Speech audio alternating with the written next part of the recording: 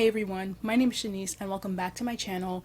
Today I am in a bit of a ranty mood because I just finished a book I gave 1 star to, absolutely hated it, and seeing as I'm in this sort of ranty mood, I figured why not just make an entire video ranting about books that I equally hate. I do have to give the obligatory preamble about how all of these are just my opinion. I don't actually hate anybody who reads these books and loves these books. You have the right to love them, and I would actually love to know if you disagree with any of what I have to say in this video. Comment down below. Do you like any of these books? I think what connects me most to watching people's reviews is the passion that they have for either liking a book or hating a book. I think either opinion is fun to watch. I think when they're kind of in the middle and they don't feel either way for a book, those tend to be the more boring reviews. So yeah, if you have anything to say, just, be nice in the comments, whether you agree or disagree with what I have to say. And this is all in good fun. So yeah, without further ado, I will just begin telling you about some of the books that are very popular, very beloved, that I just happen to despise. The first book that I'm going to talk about is very much a beloved book. I don't think I've seen many reviews, if any reviews, of people complaining about it, saying that they don't love it. All I've seen is an overwhelming love, a bunch of 5 stars, 4 stars maybe. So I'm a little nervous to say it out loud, but that first book is The Seven Husbands of Evelyn Hugo by Taylor Jenkins Reid. That was published in 2017. So I read that book last year, and up to that point I had only read Daisy Jones and the Six, which for me was one of those middle of the road books. I didn't particularly love it, didn't hate it. It was, fun, enjoyable, a fast-paced read. It was fine. And so it didn't put me off from what the author had to offer. And seeing how many people loved The Seven Husbands of Evelyn Hugo, I figured, well, this might just be another fun, light read. I personally don't get the hype. So first, I will give it its credit. I would still say it is very fast paced. It is a page turner. It is very accessible. It is very lighthearted. So if you want just a book to escape to, I think, yes, by all means, go for this book. But for me, while it had those qualities, it had an overwhelming amount of mediocre to just underwhelming qualities too. It was a little too fluffy for my liking. It felt like one of those true Hollywood stories where they're just kind of trashy documentaries looking into a celebrity life and all the scandals that they went through. It just had that very cheesy vibe to it for me. Very gossipy, Inside Edition, VH1, E! News Hollywood Story, that kind of thing. The writing to me also just didn't leave any room for imagination or interpretation for the reader. It just explained and over-explained everything. There would be a paragraph where Taylor Jenkins Reid would just belabor on the one point that is so obvious to everybody, but she just, I guess, doesn't want the reader to miss it, so she just keeps writing and rewriting it, and it just gave it this sort of aphoristic quality to the book, almost like it really wanted to be quotable, which just made it feel very contrived. I was intrigued at first by the fact that Evelyn Hugo was actually Cuban and tried to hide her identity, but I never got the sense that Taylor Jenkins Reid ever actually knew what she was talking about when it came to the Latina perspective. I mean, there's this, and I guess spoiler, but there is the section at the end where Evelyn decides to move to Spain, to find herself and get closer to her culture. And yeah, because that's what all of us Latinos really want to do. We all just dream of going back to the colonizer and finding ourselves. I mean, come on. I know Evelyn herself, yes, she's Cuban, but she's, I'm assuming, majority European descent, majority Spanish descent. So in her case, sure, yes, maybe it is her predominant background, but it just came across as a writer who like wanted to write from a diverse perspective, so she came up with a diverse perspective that is still white, so she could still write about whiteness, but like Spain and not, England or Ireland. So yeah, that just, I rolled my eyes. I was bored up to that point, and I just thought the plot was predictable. And yeah, this book was not for me at all. And it does use this, kind of predictable frame narrative of, in this case, a journalist named Monique, who is responsible for the biography of this famous person who happens to be Evelyn Hugo. And so we're being told this story through Monique's perspective as she's listening and writing down what an older Evelyn is telling her. I don't know. I feel like I've seen that way too many times in not just novels but films especially. So yeah, I'm just over it. So yeah, sadly, Evelyn Hugo was not for me, but I am happy that a lot of you really love this. Another book that I hated, I think it was maybe the worst read for 2021 for me, and that was If We Were Villains by M.L. Rio, also published in 2017. Oh my god, I was in the mood for, a thriller, a kind of pop fiction light read. I feel like this always happens when I'm in the mood for a light read, that I just pick the wrong thing and I end up hating it. But yeah, so I was in that mood because it was the summer. And again, I picked it up because I saw so many good reviews for this on Goodreads, and I just saw a lot of videos online on YouTube about how people absolutely love this book and how it reminded them of The Secret History by Donna Tartt, a book that I do like, but I don't think is as great as everyone makes it out to be, but I do like it. And I'm a big Shakespeare fan, so I went into this with high hopes, and boy, were they all crushed. I mean, okay, let's address the Shakespeare stuff. This book is written by an author who has studied Shakespeare. I believe she has an MA in Shakespeare studies, so she knows what she's talking about. Yet somehow in this book,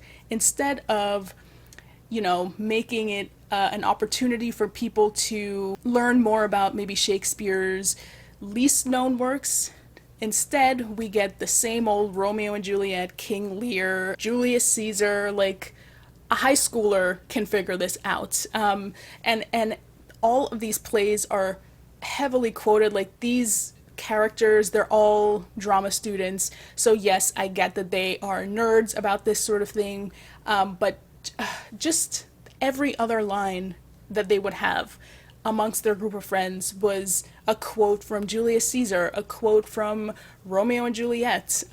Again, at least if it was like a quote from a lesser known Shakespeare work, then like, all right, at least I'm learning, but I'm not learning. This is not new. This is not interesting. These blocks of quotes just seem to slow down the plot. And then speaking of the plot, where I had heard that it was inspired by The Secret History by Donna Tartt, to me it was a beat by beat copy of The Secret History. Like, it was laughable how much this just straight copied from The Secret History. Like, I couldn't even believe that ML Rio got away with this. I thought the writing was try hard. I thought the way that the character motivations were explained were sloppy.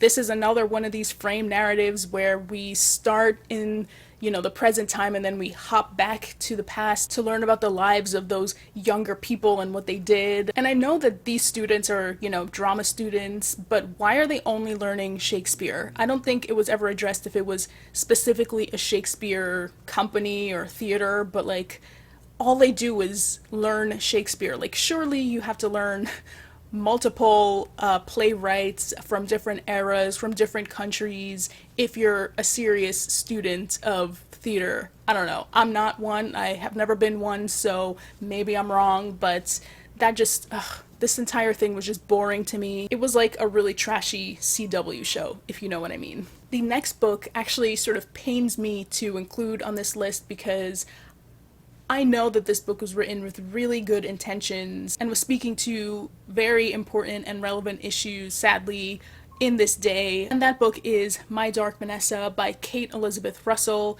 published in 2020. I think it did succeed in what it wanted to do in terms of playing out a grooming situation and playing out just the nuances and the icky and creepy and the criminal nature of what this teacher did to this young student. So in that sense, yes, it affected me. Yes, it was evocative, and yes, that was successful in its own right. However, couldn't click with this book at all. And sadly, I would say it's mainly because of the writing, which to me felt really, really clunky and sort of ordinary. I didn't feel like attached to the writing in any sense. There were weird metaphors, and I'll just read one that I actually wrote down because I didn't really get it very much. So she says, "Time feels flat, like it's folded onto itself over and over, a piece of paper into a crane." So is it flat or is it not flat anymore because it's been folded? Like, weird. And why not shorten a piece of paper into a crane into just a paper crane? It just felt like it needed to be fine-tuned and edited a little bit more, and it just felt like it was trying to be really poetic and metaphorical, but it was just clunky. Russell tries to, bring out a lot of cultural references to, tie it back into what's happening with the main character. But all of the references were just so on the nose. I mean, you have Trump and the allegations against him. You have Bill Clinton and the allegations against him. You have Annabelle Lee. You have Shakespeare, Titus Andronicus. You have scenes of Vanessa just sitting in the car listening to the radio, and then a sudden paragraph about how the radio is filled with misogynistic lyrics and songs, and very true, absolutely, but so like pre-planned and not organic to how like life is. And of course I have to mention just the annoying interpretations of Nabokov. A big moment of intertextuality throughout the novel is references to Nabokov, of Lolita specifically, but also other works by him like Pale Fire, where the title comes from. And one, it's another on the nose sort of reference to make. And two, I just didn't feel like the character really knew what she was talking about when it came to Lolita. You could say it's because she, in those perspectives, in those chapters, she was younger.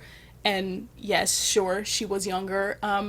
But it seemed almost like the author herself just had a very convenient interpretation of Lolita so it can fit into this discussion. It just sort of takes me out of the story a bit. And it happens so often in this book that I sort of gave up on the entire novel and the plot. So yeah, this was sadly not for me, but again, this is a very important work for what it's trying to do. And if you do love this and it spoke to you, then I think that's great. But yeah, for me, not so much. And next we have Leave the World Behind by Rumen Alam, which was published in 2020.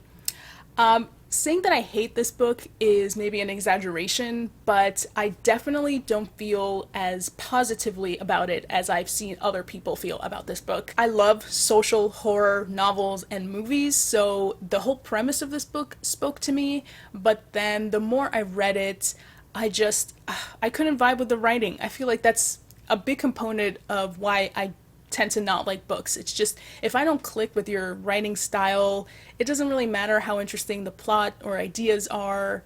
It's not going to work for me. And so for this book, I just thought it was overwritten. And plot-wise, it started off very good, very interesting, and then it just sort of veered off into speculative vagueness where nothing is really resolved, nothing is specified or explained. It's just up in the air, and that's what makes it creepy.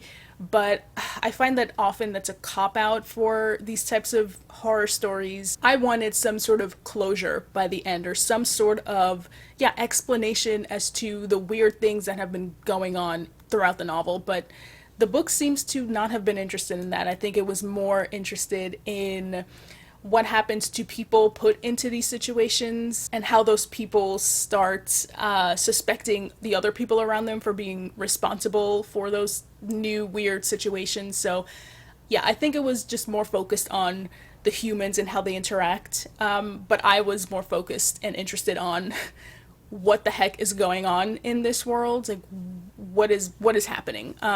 So yeah, I think this is more like it's a me thing than it's a book thing, but whatever. In the end, I did not really enjoy this book. And this next one, I'm actually just a little frustrated that I didn't end up loving, because on paper, it sounds exactly up my alley. It's a millennial story about a 20-something-year-old who doesn't know what they're doing with their lives. They're just sort of floating around.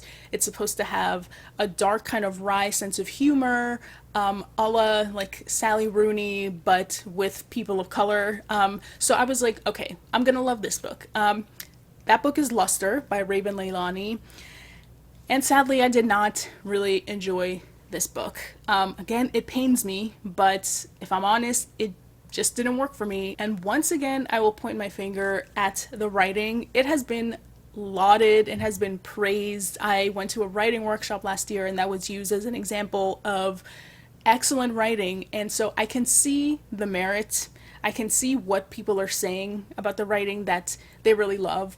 But for me, it just read like Leilani was really trying to write new creative descriptions. You know, it felt so much like a constant sentence by sentence writing exercise. And so on the one hand, it's great for Leilani that she's pushing herself as a writer and just coming up with new ways of describing things.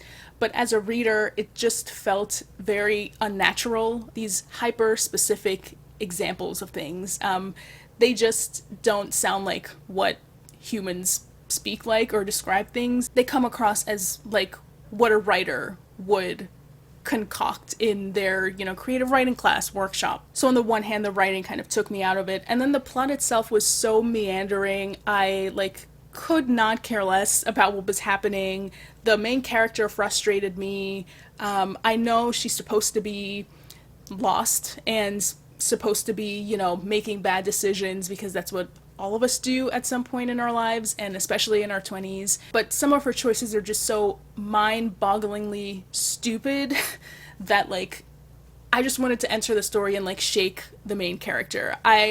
So overall, it just, like, frustrated me, and I think because my expectations were so high, I was even more disappointed than I would have been had my expectations not been as high, had this not been one of my most anticipated books of 2 years ago. And even though I didn't love the writing style, I'm not saying that Raven Leilani cannot write. Obviously, she can write. But hopefully whatever she publishes next is going to be more up my alley. And then we have Pew by Catherine Lacey, published in 2020. Seems a lot of 2020 books I didn't like. And seems like a lot of these speculative type, like light sci-fi fantasy works, maybe it's not my thing. So for this one, I remember seeing Jen Campbell's video, one of her videos, where she recommended this book, and she described it as like a sort of Get Out type of story. And I've already mentioned I love social horror type stories. I think Get Out is a masterpiece. I have seen it like over 5 times, and I love it each time. So hearing that recommendation and knowing how much I loved that movie made me feel like this was going to be like a new favorite. And it was not whatsoever. Kind of like Leave the World Behind, it veers off into complete vagueness, and that vagueness is supposed to be what makes something creepy. In this story, we don't know anything about this new person who comes into this town. We don't know anything about their gender, about their sexual orientation, about their race. And we only see how the people in the town react to this new person, and how they start becoming suspicious of this new person, and start projecting stereotypes onto them, etc.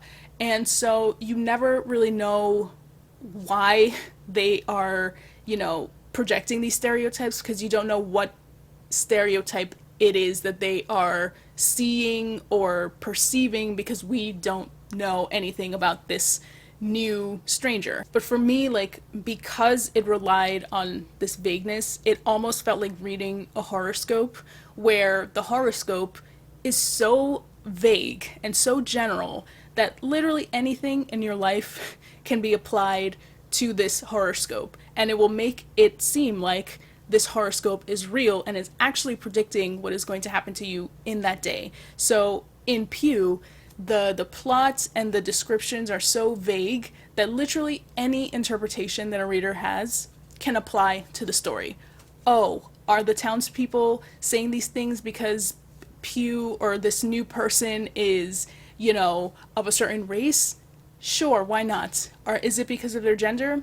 Yup, why not? And it just to me relied so much on archetypes. Like the whole point of the story is more thematic than it is plot driven. And by the end we get this like hysterical religious moment, this scene of how the town deals with the situation. And it just felt so ridiculous to me. And again, vague, vague, vague. Like I can appreciate a certain amount of vagueness, but at some point I just need some crystallization of ideas.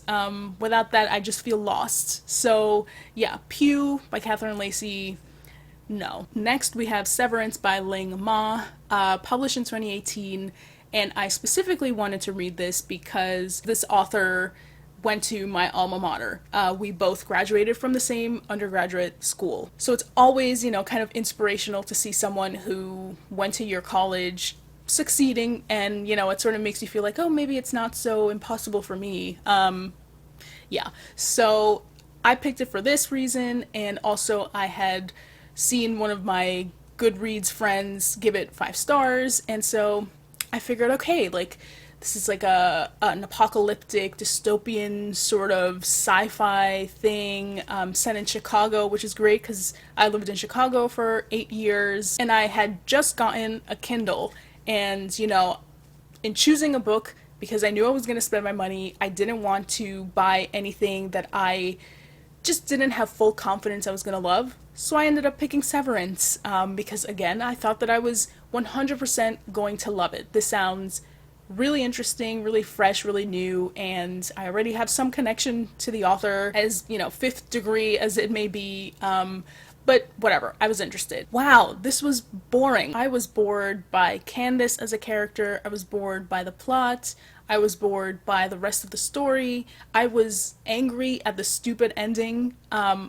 don't know why these cliffhanger type endings are so prominent in post-apocalyptic fiction. I also sort of felt like the plot was a bit predictable at times. I think if you've seen a zombie film or read a zombie book, you basically know what happens here. I don't know, maybe it's more the loneliness and the experience of a child of immigrants that speaks to people, and for me that was definitely like one of the strong points of this book, but it just can't rely on that to be like an interesting story to me, especially if it's supposed to be like this exciting post-apocalyptic world. So this one was not for me, as all of the books in this video were not for me. I was a little taken aback 2 years ago when the pandemic started, how people like gravitated towards this book. On the one hand, fantastic that it's a woman of color, an Asian writer who is getting read widely, because I think that genre of fiction definitely needs work in terms of diversity and representation, but honestly all of them do. So on the one hand it was great, but also like I wish it was another book because it wasn't that great to me. But again, if you liked it, great. And I heard that this is going to be made into a film, so who knows, maybe when the film comes out around that time, maybe I'll give it a reread, who knows. But yeah, I just have to include it on this list because I did not really like it. I feel like I'm gonna get killed for this next one, because this is beloved, and some of my favorite booktubers have raved about this. And these are people, whose opinions on books I really respect and I tend to agree with, and I tend to have the same, like, literary taste as them. So it was a little troubling to me that I didn't end up agreeing with them. I thought, like, something must have been wrong with me, and it's so rare to see, like, people not like this book. So Anyway, this book is The Fifth Season by N.K. Jemisin. This was published in 2015. I believe it won the Hugo Award. Again, I really love supporting just writers of color, especially in genres where they're not really given a chance to be as popular as their white contemporaries. Also on the merit of like what the plot summary was about. And I don't know, maybe like these high fantasy novels are not for me. Is this even considered high fantasy? I'm not sure, but like where to begin? Again, the writing style, it was so clunky to me. I hate second person narration, hate it, so already I have a bias against that.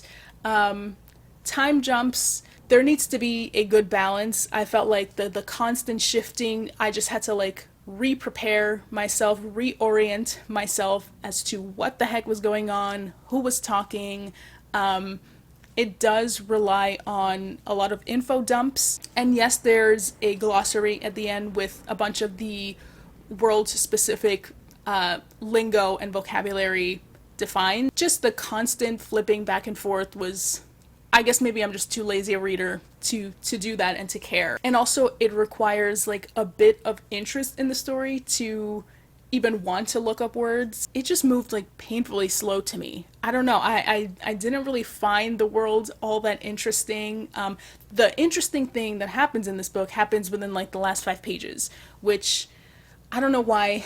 Again, these cliffhangers in these types of books, they just drive me crazy. Like the pacing issues are a big problem. I honestly like didn't really care much about any of the characters. I do like the way that the novel or the series, because it's a trilogy, I do appreciate what it's doing with like queerness and gender identity and sexuality. I think, great, bravo, like it's more inclusive than like other books in this genre that I've read before. But again, that alone didn't sustain the book for me. I do own the entire trilogy.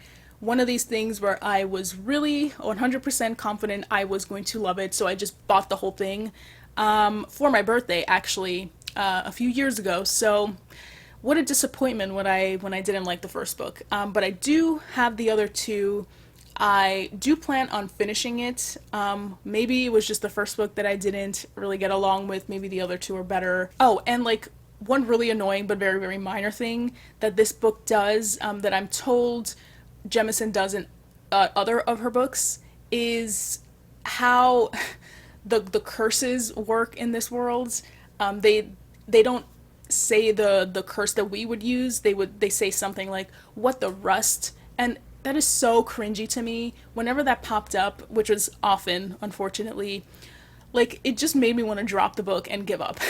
I know it's very minor, but that is just so like it's so cringy and dumb, and like it was very inconsistent too, because they would say "what the rust," but then they would actually curse in another page. So I don't know, the inconsistency, the cringiness just made me not like this book even more. Very, very small detail, but it matters when you already don't like something. So for the last two, I'm actually going to talk about authors whose works I'm a little bit wary about moving forward with because of the experiences I've had with their novels so far. So the first one is Shirley Jackson, and the novels I'm speaking of are We Have Always Lived in the Castle and The Haunting of Hill House, both of which I did not enjoy.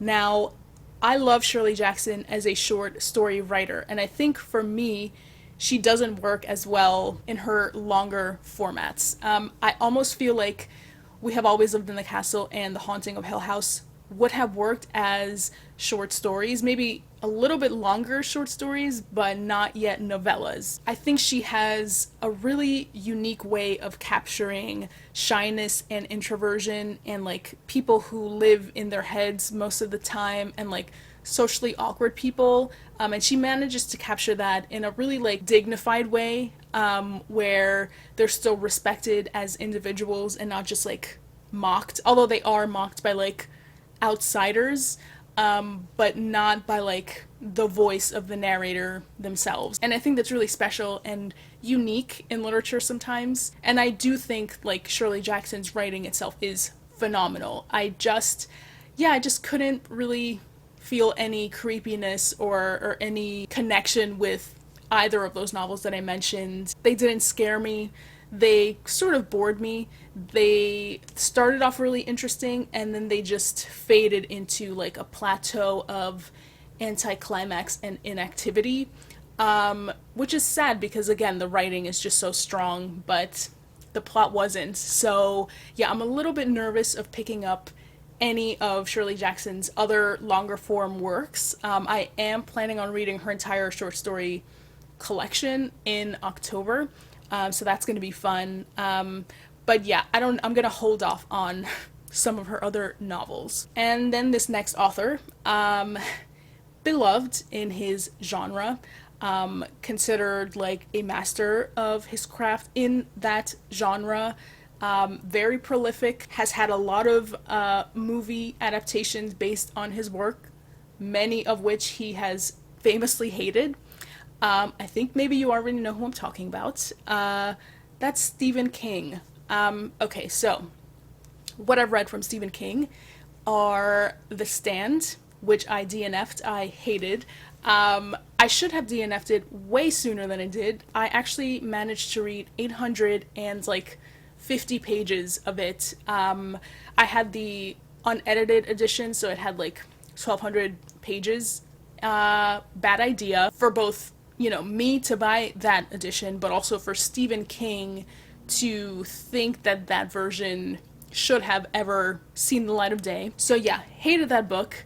And then I also read for one of my classes Danse Macabre, which is a nonfiction that is supposed to be Stephen King taking you through the history of the horror genre, taking you through some of the big names in horror fiction, in horror filmmaking, and he's sort of like deconstructing what makes the genre work and what are the basic tenets of what make it work. But really, what it's about is just Stephen King going off about his favorite books and movies. And if you are a diehard fan, I think you will enjoy it. But as for me, I'm not a diehard fan. It was unbearable, really. And it's filled with like very outdated, offensive language from page one to the very end. I couldn't care less about half of the books or the films that he was talking about. I either have seen them and not like them, or just by his descriptions, never want to see them ever in my life. So yeah, absolutely hated it, and I was baffled as to why this was chosen as the textbook for my very mediocre class that I took on horror fiction. Anyway, so my only other experience with Stephen King's fiction is the novella called The Breathing Method, and that one is in the collection of 4 novellas called Different Seasons, and that's where what is now known as Shawshank Redemption, that's where it comes from. So I actually did like The Breathing Method, and that sort of gave me some hope that I should not just hands down give up on Stephen King. I am still planning on reading Pet Sematary in October because I've heard that that is his best work and that is his favorite work that he's written. So I'm not giving up on him. I just have to like do more research, like find my way into his very, very extensive bibliography. I need to find like the book that's going to be suited to me as a reader. So what would you recommend? Knowing what you know about me so far on this channel, about my reading tastes, like if you're a Stephen King fan, like what do you think I would like? Again, Pet Sematary, I will read it in October, but what else that he's written would be like up my alley? I would love to know, because I'm not gonna give up on Stephen King. Like whenever I see it on the shelves, I think like I should read that one day. I feel like I'm gonna like it, but then again, I've also seen other reading vlogs where people just sort of came away with it with a like meh sort of feeling, and I don't want to trudge through almost like, I think maybe it is over 1,000 pages of just meh, just to end up thinking like, oh, this was okay. Like it needs to be better than okay for me to like read that much. But yeah, Stephen King, so far I've not had the best track record with So let us see what happens in October. And those are like the main books that I thought to mention in this video. I do just want to shout out some honorable mentions. Scythe by Neil Shusterman, yuck. Wuthering Heights by Emily Bronte, ew. I've already spoken in one of my videos about Rebecca by Daphne du Maurier, no thank you. There's The Alchemist by Paulo Coelho, and you have John Green, the author. But honestly, like, I haven't read John Green in years. But even when I was like the appropriate age for his books, I found them like even more juvenile than I, as a juvenile, really needed in my life. And I felt like it was the same story essentially over and over again. So I haven't really like ever been into John Green or like keeping up with what he's writing or anything like that. It's just, I decided a long time ago he is not for me. So hopefully that was not too negative and too dreary and miserable to watch or to hear. But yeah, I'm actually really interested in knowing what you guys feel is a popular book that you don't like. Do you also think some of the books that I mentioned are overhyped or like not very good? Or are there other titles that you hated that other people seem to really like? Or even like, have I ever mentioned a book that I really love that you think is complete trash? Just, yeah, let me know down below. Yeah, it's always fun just to hear other people's passionate hatred for something. So once again, thank you so much for watching. Don't forget to like, comment, and subscribe, and I will see you all next time. Bye!